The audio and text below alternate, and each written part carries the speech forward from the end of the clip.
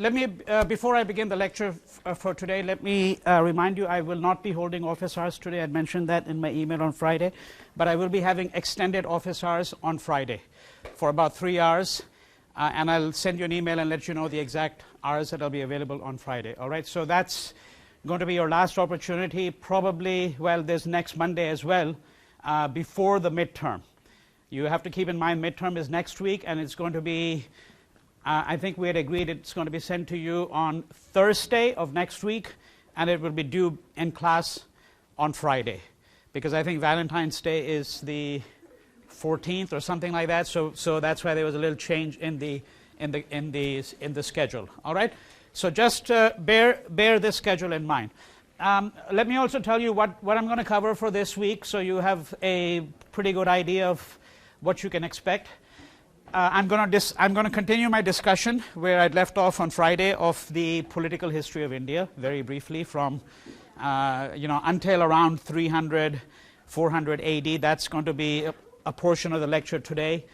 A portion of the lecture today is going to talk about the Panchatantra and a number of related matters. So what we're going to cover is what we can broadly describe as the secular literature that begins to emerge in India, right? Because so far you've encountered mainly the religious literature from the Vedas to the Upanishads to the Bhagavad Gita. Of course, I've spoken about the Arthasastra at some length, but I want to move a little bit more into the secular literature, and I want to highlight why that's important, why we try to understand that there is this other strand of literature available as well. And I'm going to talk about folktales, some of which certainly go back to that period of time that we are interested in at the moment. Then on Wednesday and Friday, what we're going to cover is we're going to cover the Gupta Empire. Okay, so this is considered traditionally the classical or golden age of Indian civilization. We'll see, to what extent that designation is appropriate or not. I mean, we're not going to be able to make a full-scale evaluation of it, obviously, but you'll get some sense of why that evaluation has been made. And I'm going to show you slides of Indian art and sculpture, and we're going to discuss the development of Indian art and sculpture in some detail. Indian art, sculpture, architecture, right? So that's pretty much what's on the agenda. By the end of this week, we should be somewhere around the 7th, 8th century AD. All right, just to give you a rough idea.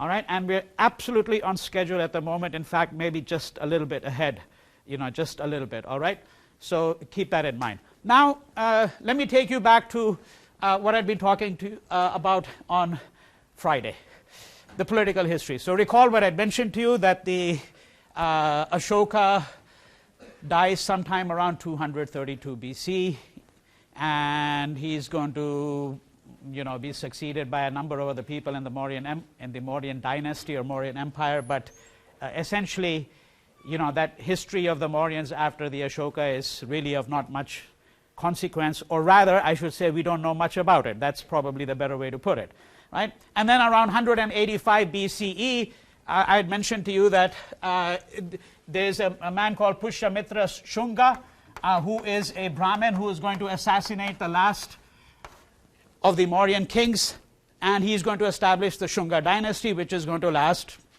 for a short period of time, right? And during this period of time that we are talking about, until the Guptas, until the coming of the Guptas in the 4th century AD, the history of India is murky. That's one way to put it. Not much is known about it. I mean, there have been lots of speculations. There's now coins have been discovered, for example, of the Emperor Kanishka, who belongs to a slightly later period than what we're talking about over here. Right? So, we do have inscriptions. We have got some coins. But on the whole, we don't know a whole lot about it, right? And some of it is based on speculation. And these dynasties are not going to last for hundreds of years, okay? A.L. Bhasham, in a book which I had mentioned to you on a previous occasion called The Wonder That Was India, you might remember that book, I had mentioned it very briefly. He says that essentially the chief characteristic of Indian history is the lack of political unity. Okay, after the end of the Mauryan Empire, and it's going to be 2,000 years.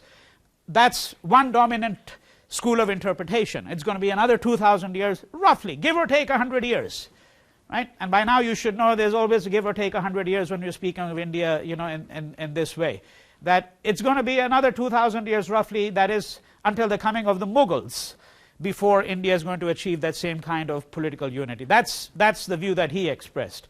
There are other historians who dispute this interpretation, because this fragmentation seems to imply that India had gone into decline, right? Except, again, for this interlude that's going to be called the Gupta Empire, which is going to be in the 4th century AD, and the Gupta Empire will last for a few centuries, right? But the Gupta Empire's expanse was never as broad as that of the Mauryan Empire, or as broad as that of what will be the Mughal Empire in the 16th, 17th centuries. Okay? So what I'm saying is that we have to allow room for plenty of interpretation over here, right? And it's not going to be necessary for you to know all the details. The Shungas are going to be succeeded by a number of Central Asian dynasties. And this is what had led me to a point that I'd made for you on Friday, and I want to reinforce that point, that you've got two processes going on simultaneously now. On the one hand, you've got groups of people coming in from Central Asia and establishing their mark on India. They usually refer to as invaders. Whether we want to call them invaders or whether we want to call them people just coming in, right? They themselves are being driven out by political pressures that are taking place and political histories that are taking place in China and Central Asia. And remember that the template, the model of invasion, comes from British historians, who are the ones who first reconstructed this history in the early 19th century, right? That's the template that they use, that the history of India is one of a series of invasions, right? And I'm saying that you might want to just put a small question mark next to that, whether we want to call it invasions or whether we want to call it by some other word. The important thing, nonetheless, is this, that you've got, so that's one process, you've got groups of people coming in from Central Asia, okay? And so the Shungas are going to be succeeded by, well, there's going to be an Indo-Greek dynasty in Gandhara. I'll be saying more about it, so over here in the northwest, Gandhara, and that's where the Queen Gandhari in the Mahabharata is probably from, right? Gandhara is going to develop a magnificent school of sculpture. But I'll say more about it on Wednesday or Friday when I show you the slides. That'll be the more appropriate time to talk a little bit more about it. Okay, so that's the Indo-Greek dynasty. And you might wonder, well, why an Indo-Greek dynasty? Because recall now Alexander's invasion. And remember that he had left behind garrisons. So you've got a Greek presence of sorts there. Okay, so this is going to be a fusion. That's why it's called the Indo-Greek dynasty there.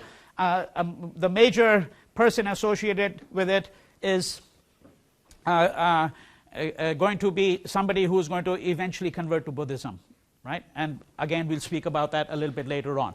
So we've got an Indo-Greek dynasty there. We've got Central Asians coming into India from the northwest. The second process is that there is an Indianization of Southeast Asia that is going to commence, right? Sometime around the 1st century, maybe a little bit earlier, 1st century BCE, we're going to start to see Indian migrants going in. Buddhism is going to be taken to China from India, again, roughly around the 1st century. Okay? Right, so this is what's happening. There are people coming into India, establishing their presence there, but Indians themselves are establishing their presence in Southeast Asia.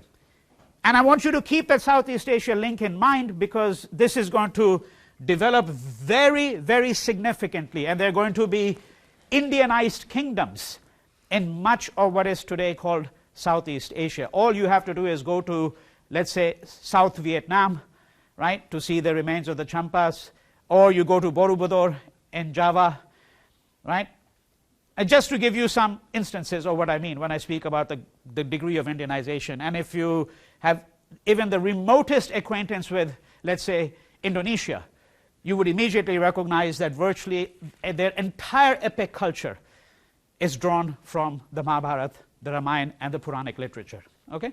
Right? So this is what you want to keep in mind. In South India, over here, you've got, in the Tamil country, you've got the two dynasties, the Pandyas and the Cholas, right? And there's going to be evidence of substantial links, trading links between this part of the world and not just Southeast Asia, but Rome. Okay? So there's substantial amount of imports and exports going from India. What are they sending? They're sending ivory, cotton, silks, pepper, spices, jewels. That's what's going from India. And what you're getting from Rome is copper, tin, lead. Right? That's essentially the trade that's happening. And one of the ways in which you establish, of course, evidence of this trade is you look at what kind of, for example, coins are found. You know, and they found hoards of coins which clearly establish the presence of traders in these places. Okay? So this is sort of the rough picture that you want to keep in mind. And as I said, you know, this history is going to be a history that you just need to have a rough outline of, because essentially it's going to lead us into the Guptas around 300, 320 AD. Now I want you to turn your attention to something else that I've spoken about a number of times, and now I want to fill the picture here. Right? So this is the second major trajectory that we're interested in for the moment. There are several classes or categories of Indian literature. Now, and I've described specific works. I've talked to you about the Arthasastra, but you should really think of the Arthasastra not as a work in the singular only. There is a work in the singular which is today called Arthasastra, right? Attributed to Kautilya or Chanakya, the two names by which he is known. And then there's a class of literature called the dharmasastras. Shastra is science. Right? That would be the best translation into English, the dharmasastras. And in particular, we've looked at one work. I've spoken to you about one work in some detail, and that is the Manusmriti, usually rendered into English as the Laws of Manu. Right? So those are two classes of literature, the Arthashastras and the Dharmashastras. Now there's another two classes of literature that we're interested in for today's lecture, and that is the Kamasastras, of which the Kama Sutra is the most well known. So just keep in mind there's a distinction between the word Shastra, which is literally here science, but also referring to a class of texts, right? And the word Sutra, as in Kama Sutra. And you might recall, some of you who've been coming to the lectures or been listening to it, I had discussed a work called the Yoga Sutras. Right? Same last word here. Sutra is literally thread. Okay? And what this means is that these works are written in verse and in form of aphorisms. So somebody then has to spell out the aphorism. Right? You know what an aphorism is, of course. It's a short, pithy saying. And then somebody has to do the work of interpretation. So the Yoga Sutras is a collection of aphorisms. And I read one of those aphorisms to you, that yoga is the cessation of thought. Now, that's a very short sentence. I mean, somebody could write a whole book on it. And there are people who have written, obviously, books on it, trying to explain what exactly that means. Right? Now, similarly, the Kama Sutra is a collection of aphorisms, slightly bigger over here, and then there are commentaries on this. And you're really meant to read the work with the commentary. And that's true of most of these Indian texts. All right? Now the Kama Sutra, so let me begin with that, with the Kama Sutra. The Kama Sutra is also, in some ways, illustrated in some of the Indian temples. And the most famous temple complex of that kind is Khajuraho, which is a temple complex in central India, in the present-day state of Madhya Pradesh. And the temple complex goes back to around the 10th century. So you can just go Google it, and you'll find, you know, hundreds and thousands of pictures, I can assure you, because it's been studied in great detail. Right? And what the temple complex here does, and this is not the only one, this is only an illustration of one of the more famous temple complexes. Because if you go to eastern India, to Konark, you will again see many of these kinds of sculptures. But the Khajuraho temples essentially will give you illustrations in stone, right, of many of the things described in the Kama Sutra, especially the sexual positions that are described in the Kama Sutra. Okay? And there's a very interesting question which we can't really take up at great length here, which is, and the question has to do, a lot of scholars have pondered over it, why is it that a civilization that was so liberal in these matters, because these sculptures are there, I mean you can just go and just see them, you know, right? So why is it that a civilization that was so liberal in these matters, how did it come to have such a puritanical attitude by the 19th century? That's the common way in which the scholarly debate has been framed. Okay, I just put that question for you. Whether it's the most interesting way to ask the question is a different matter, and how we would try to resolve it, right? Well, we might have to really go into the history of India in the 17th, 18th, 19th centuries in an attempt to try to resolve that question. Now, there are a number of things you have to bear in mind. The Kama Sutra is attributed to an author called Vatsyayana, all right? And this is where the distinction between the kamasastras and the Kama Sutra is important. The Kama Sutra is a compilation. It's a collection that was put together.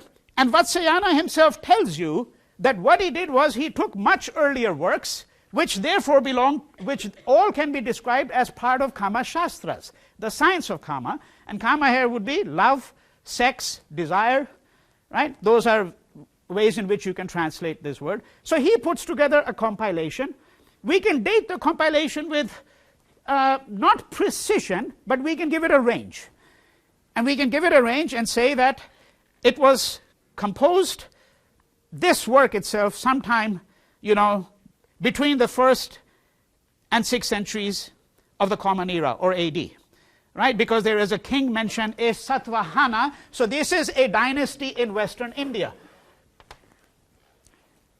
And this dynasty is going to be quite important because the first great rock-cut sculptures, as they are going to be called, are going to be produced in Western India, okay, under the auspices of this dynasty. All right? Now, a king of this dynasty is mentioned, a 1st century king is mentioned in this particular work. Right? And there's a 6th century AD text which cites Vatsyayana. So therefore you can say, okay, it was composed sometime between the 1st and 6th centuries AD. Right? But the likelihood, and this is why I had mentioned it before, the likelihood is that in the compilations which he's relying upon, which Vatsyayana is relying upon, actually go back to roughly around the 3rd century BCE. Right? I hope this is clear, because what I'm trying to suggest to you is a number of things which I want you to bear in mind always. That, number one, many of these texts exist in the oral tradition first. Okay? They exist in the oral tradition before they come down to us in a manuscript form. Okay? Which is going to be much, much later. And sometimes the earliest manuscript may be as late as 1000 AD, for example. All right? Much later. It could be centuries later.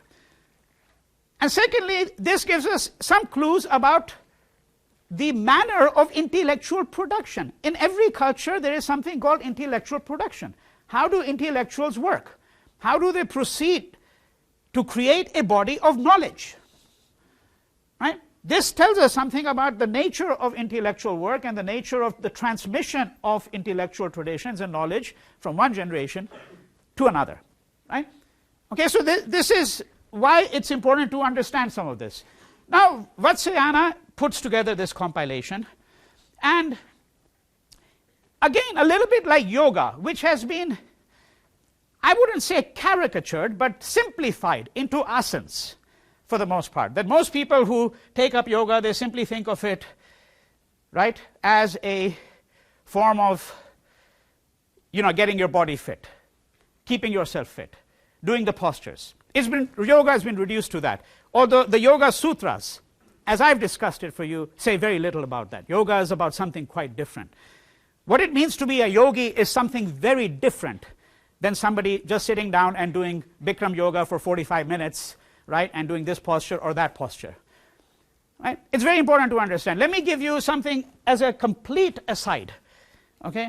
I was talking to a friend of mine and very recently about this. In India, there are two groups of people who live extraordinarily long lives. And nobody in that group, as far as I'm aware, has probably ever gone on a treadmill in their entire life.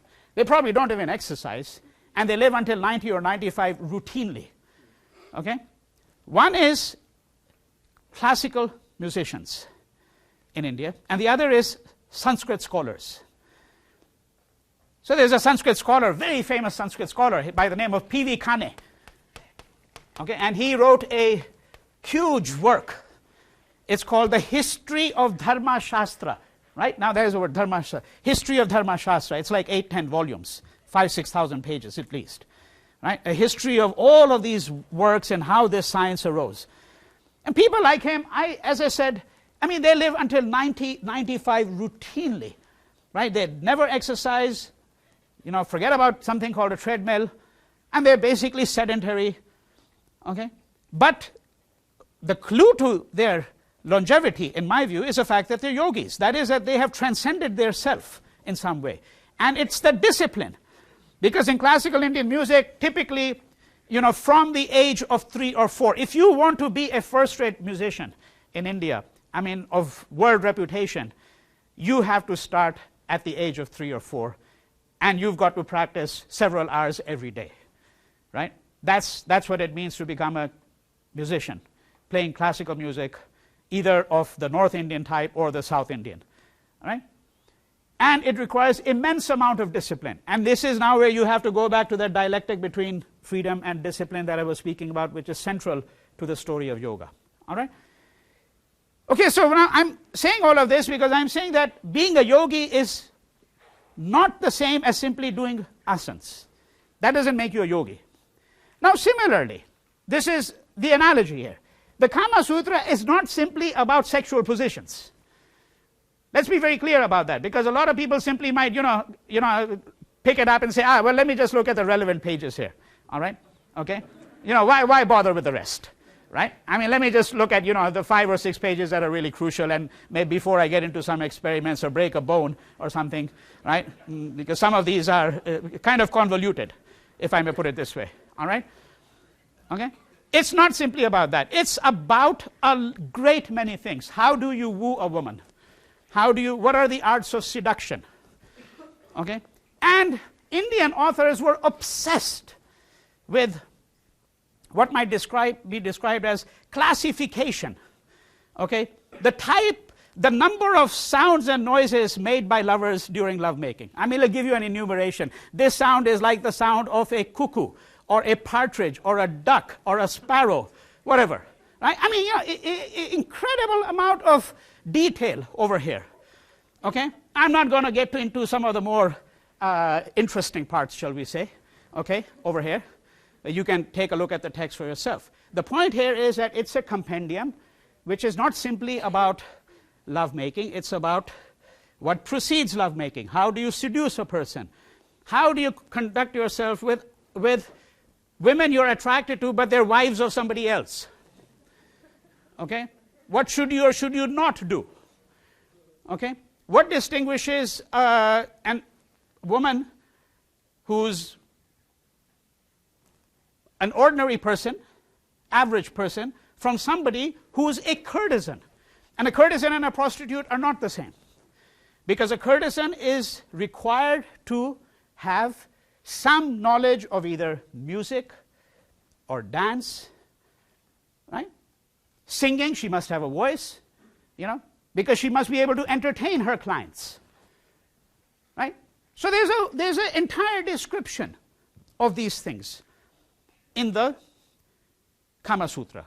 And it's a compendium to be viewed as giving you much in the way in which the Arthasastra now is simply not about making money. It's about making money, but it's about the idea of material life as a whole, right? The different aspects and facets of material life.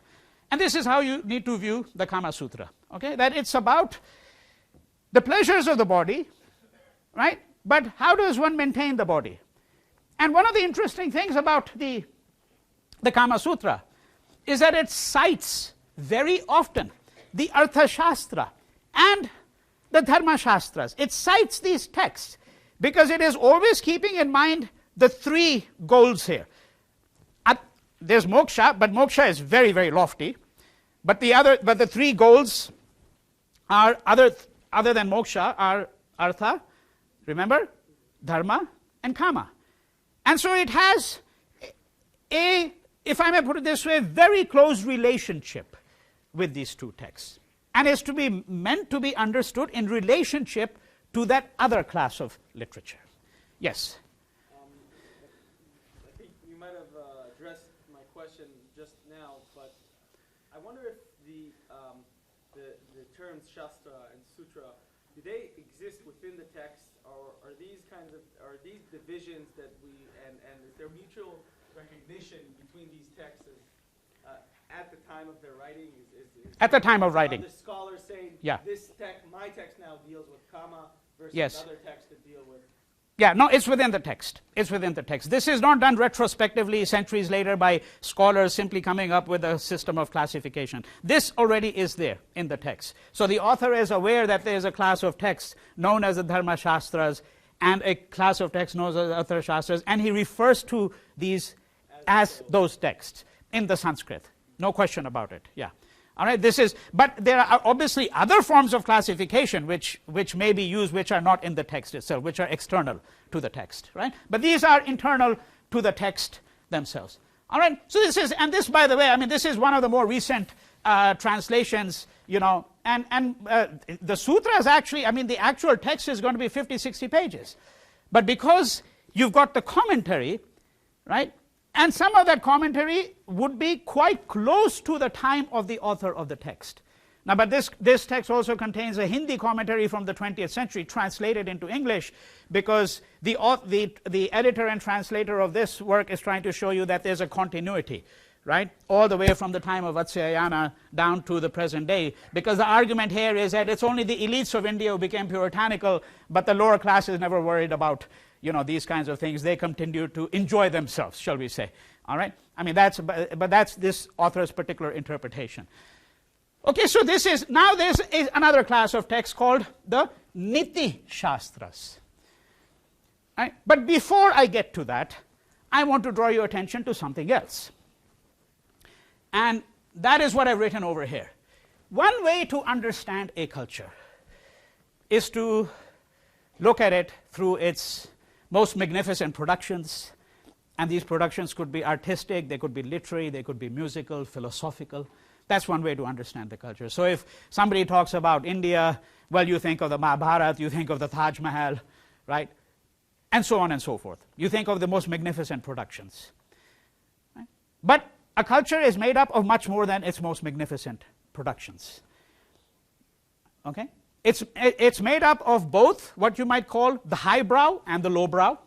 There may be a middle brow as well, of course. Okay? And that is why we make distinctions between such things as classical, folk, popular, mass. Like when we say mass culture, popular culture, folk culture. Now, some of these categories are not applicable when we are studying India at this point in time. For example, never confuse mass culture with folk culture. Mass culture only exists in modernity because you need mechanical means of reproduction. Okay? So therefore, for example, the kind of mass culture that we have really goes back to what you could describe as maybe the late 18th century at the earliest. You could even say the 20th century, frankly, you know, when various forms of mechanical reproduction, when it'll be very easy to reproduce. The concert, before, if you had to listen to the music, you had to go to the concert hall, okay, or maybe to a private residence, right? But then, of course, the means of mechanically reproducing this music for mass consumption began to emerge, especially in the 20th century. And now, of course, it's gone in that direction completely, right? That's mass culture. There's no mass culture in India at that point in time. There's popular culture. All forms of mass culture are usually popular culture as well, but all forms of popular culture are not mass culture. So, for example, in India, kite flying, you know, people fly kites, paper kites.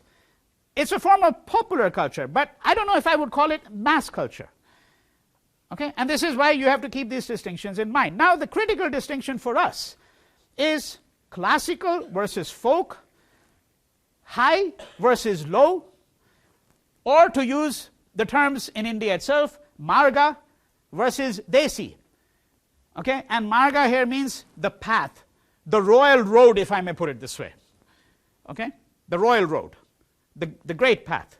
The desi is the smaller roads, the byways and foot lanes of history, so to speak, which are really just as important as the big road.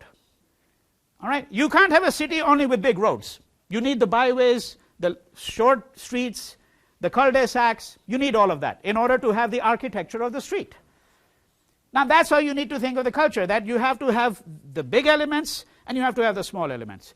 Right? And so, for example, if you get to something like, you recall what I mentioned, the Rig Veda, for example, is almost never read at all. Right? Nobody reads the Rig Veda, frankly.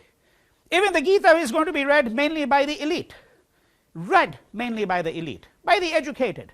It's not going to be read widely in village homes and so on. And of course, there may be many village homes where they don't read any work at all because of the levels of illiteracy that are going to prevail there. But the people will still know the stories. Okay? Now I want to amplify this picture for you. But before I do that, let me give you a folk tale. So let me begin with a folk tale because we're going to eventually talk about tales. And this is a very simple folk tale. So there's an elderly woman. She is one day found outside her home, okay, looking on the street. She's walking up and down the street looking for something. And so a man comes by and says, old woman, what are you looking for? She says, I lost the keys to my house. I'm looking for my keys. He says, where do you think you lost your keys? I think I lost them somewhere near the house. But the house is over there. She's walking down the street. You know, it's about 30 feet away. So why are you looking here rather than there? She says, the light is better here. The light is better here, right?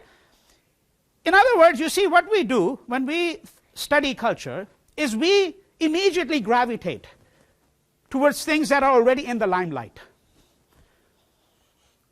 things that are better lit. Now, our job is not only to do that. Our job is to look at the areas of darkness, to look at the areas that are gray. Look at those elements of the Indian past which have not been so well illuminated. You see, that's the point of the story that I want you to understand. Okay?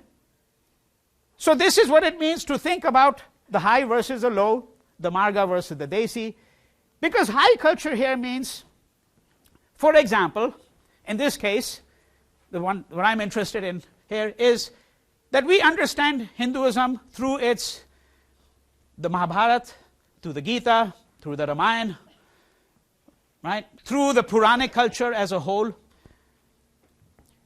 But let's remember that there are millions of people in India who are not really worshippers of Shiva or Vishnu. The goddess tradition is crucial in India.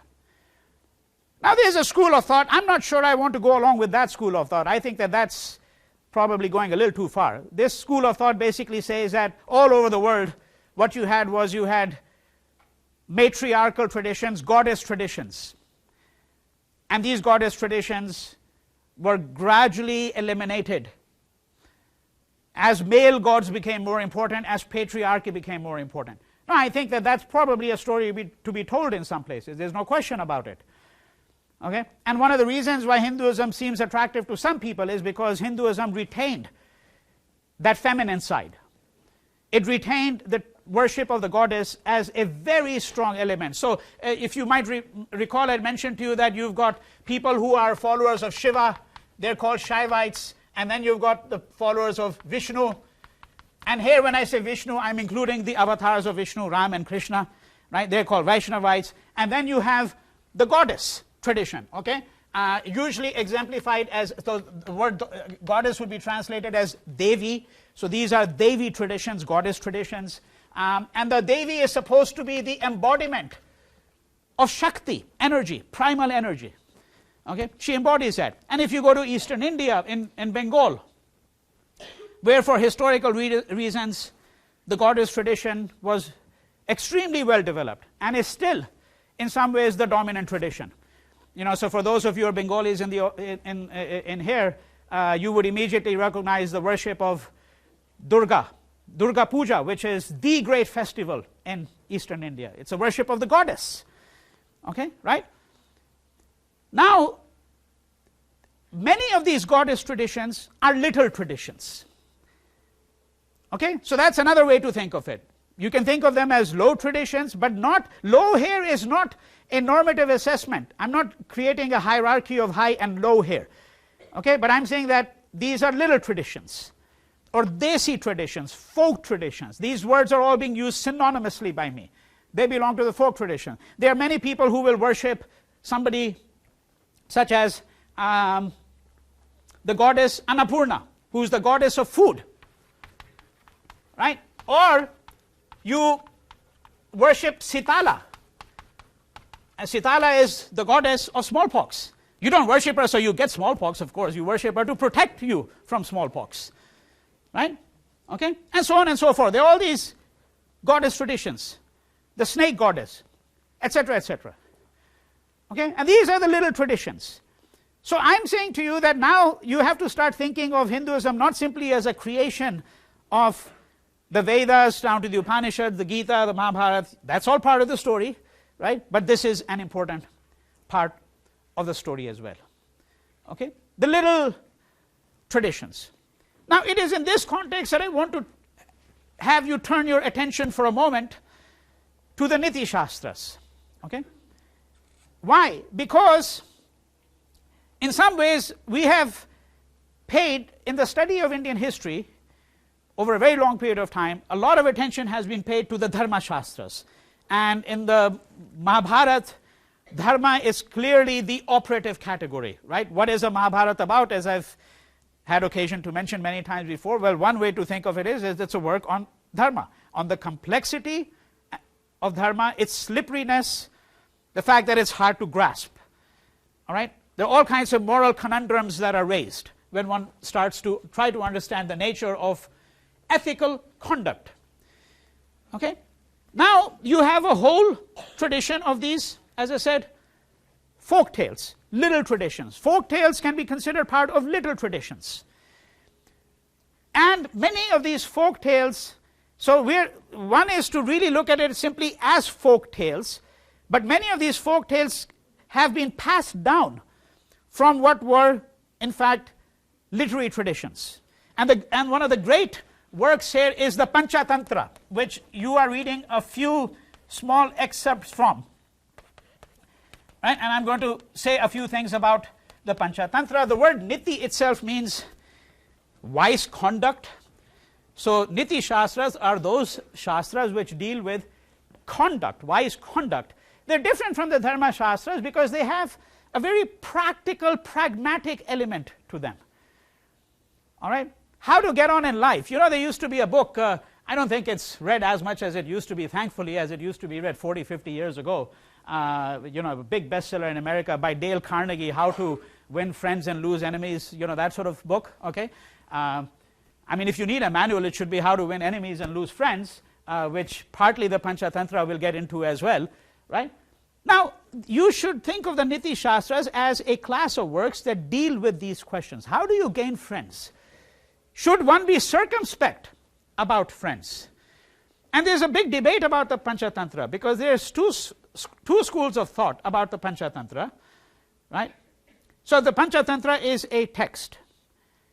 The stories in it probably go back to around 300 BCE, around that time.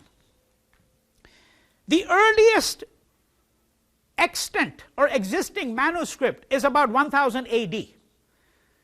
Okay, so much later. But incidentally, there's a translation into Persian, 570 AD, a translation into Arabic, 750 AD, and a translation into English in 1770 approximately, much, much later. Okay, but there are already translations, so this work had traveled very far. This is an interesting history in itself. I'm just giving it to you as a little footnote, which is the transmission of Indian texts and Indian traditions, not just into Southeast Asia, which we're going to speak about later, but into West Asia, going into Europe, right, into the Arab world as well. Right? And many of the fables, Aesop's fables, for example, many of you, I'm sure, are familiar with Aesop's fables in some form or the other. Read maybe a few of them in childhood. Right? Most of these stories, many of the stories are already anticipated in the Panchatantra. And there are people who've spent a lifetime trying to study how these stories go from one culture to another. What are the chains of transmission and so on? Yes? Would you say that there's a continuum, but the difference in scale between the great, what we call epics, and these little traditions? That's a question that would have to be, resolved by a very careful study. Mm-hmm. So there's going to be areas where there's a continuum, and there'll be areas where there's substantial difference, right? Right? And that's why it's important to understand, which is why I've already, in fact, tried to anticipate a little bit of that by saying that the nitisastras cannot be assimilated into the class of works known as the dharmasastras, because there's a kind of cynicism and skepticism in the nitisastras as well, which you don't really find in the dharmasastras. Right? And that's why you have to read some of those tales. Right now, that's a rough idea. So the main text that we're interested in, which is an illustration. So the Panchatantra is a nitisastra. That's what it is. All right? And nitisastras are a class of texts that, as I said, deal with such things as conduct. Then what is wise conduct? But wise here means pragmatic. Something that will help you advance your interest too. And there are very things said about friendship, which remain true today. That there are people who call themselves your friends, and then when you really need them, they disappear completely. Completely disappear. And that happens all the time. Now the Niti Shastra is full. Shastras are full of stories of that kind. And the Panchatantra especially. But to give you an illustration of the complexity, before we start looking at the Panchatantra itself, I want to give you a little story. Have you think about it? I don't think I've mentioned that story to you before here in this class. It's a story that the German writer Thomas Mann, when he first read this story, he was so enchanted by it that he wrote a whole little book based just on this Indian story. And he refers to its Indian origins. And you might want to read the little book. I mean, it's magnificent work. It's called The Transposed Heads in English. What is the story? Very briefly. And it ties in a number of different things. One of the things it ties in, something I cannot talk about at great length here, but I've mentioned it in passing, is the idea of the sacred geography of India. The sacred geography. The entire landscape, in a way, is sacred geography, because recall that every 3 steps you go somewhere where you will be told, oh, Rama had a sip of water here, Ram and Sita rested here, Krishna came here, etc., etc. Right? These places are all sanctified. Now, in a place which is a place of sacred geography, one of the most important things is pilgrimage. One of the ways in which you draw a map of a country is you draw a map of the pilgrimage that you take. The various hundreds of kinds of pilgrimages that you can take to sacred spots. Right? A key element also, to some extent, I would say, in the study of Japanese culture, the idea of pilgrimages. Okay? Now, in this story, it'll just take me 2 minutes and I'll end with that for today. In this story, what happens is you have a woman who goes on a pilgrimage with her husband and her brother. Right? So they set out on this journey, a long, arduous journey. Have you noticed that many of the stories also have the metaphor of the journey? You remember the Upanishads, the traveler comes back and he's coming back late to his home, from out of town, and then he sees this thing on the road curled up there. He thinks it's a snake, but it turned out to be a rope. The metaphor of the traveler, this is a great trope, but not only in India, for many of the stories, all right? Because the journey is the process. And in the journey is the thing. It's not the destination only that counts. It's the journey itself. So that's a little aside again. Right? Now, this woman goes on this pilgrimage, and after several days, they come to a cave, and they decide to take a little rest, a little halt. They rest outside, they halt outside this cave. And the woman's husband says, I think I'm going to go inside and take a look and see what's inside this cave. Gufa, cave, with a big entrance. So he goes inside and he says, I'll be back in a few minutes. because they're taking a short break. An hour goes by. He doesn't come out. She starts to get a bit worried. So then she says to her brother, why don't you go and take a look inside the cave? So he goes inside. He doesn't come out. An hour goes by. Then finally she decides, well, I'm going to go into the cave. So she goes into the cave, and deep inside the cave, she sees Kali. Kali is the goddess. Right? In Indian art, she's very often represented with a necklace of skulls and all of that. Right? Okay? So there's an image of Kali, and what does she see? She sees her husband and brother, they've both been chopped in half, decapitated. Okay, so she has a conversation with Kali, and Kali says, well, you know, I asked them some questions and they were very rude, and this is my punishment. Okay? I punished your husband and your brother. Then she begins to engage in a conversation, this woman, with Kali, and it's like the Yaksha Prashna and the Mahabharata with Yudhishthira, right? So finally the goddess is very pleased and says, all right, you know, I'll give you 2 wishes. Right? We know what those 2 wishes are going to be. Restore my husband to his life and restore my brother to his life. And the goddess says to the woman, you just put them back together now. Well, in her rush to get out, because they've been really delayed, she attaches the upper half of her husband's body to the lower half of her brother's body, and the upper half of her brother's body to the lower half of her husband's body. Okay, that's why it's called the transposed heads. Now, when both of them come up, each of them says, I'm your husband. Neither of them says, I'm your brother. And one reason for that, of course, is that a husband has conjugal relations, sexual relations with his wife. Okay? So neither of them is interested in saying, I'm your brother. Both of them says, I'm your husband. Now the question is, who is the husband? And of course, the philosophers have been looking at this question, and they're looking at what is the nature of it. So does identity reside in this part of the body or in the lower half of the body? And there's a big intricate question, because one argument is the faculty of reason resides here. But of course the other person responds and says, yeah, but the faculty of generation resides down there. Right? So who's the husband and who isn't? What is the nature of identity? What makes a person a person? Right? That's what the folktale is about. So I want you to just think about that, and we're going to carry on this in the next lecture.